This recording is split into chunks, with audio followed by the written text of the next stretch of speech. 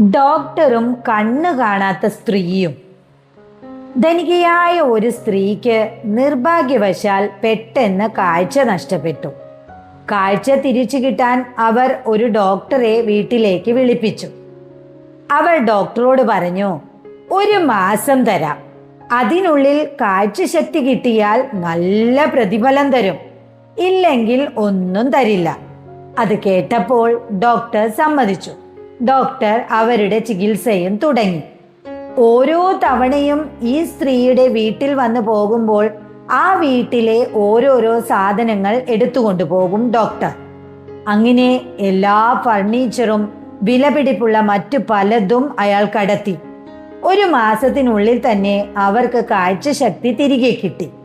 പക്ഷേ അവർ പ്രതിഫലം കൊടുക്കാൻ കൂട്ടാക്കിയില്ല. ഉടനെ ഡോക്ടർ കേസ് കൊടുത്തു. കോടതിയിൽ ആ സ്ത്രീ പറഞ്ഞു, ഡോക്ടർ തൻ്റെ കാഴ്ചശക്തി തിരിച്ചു തന്നിട്ടില്ല.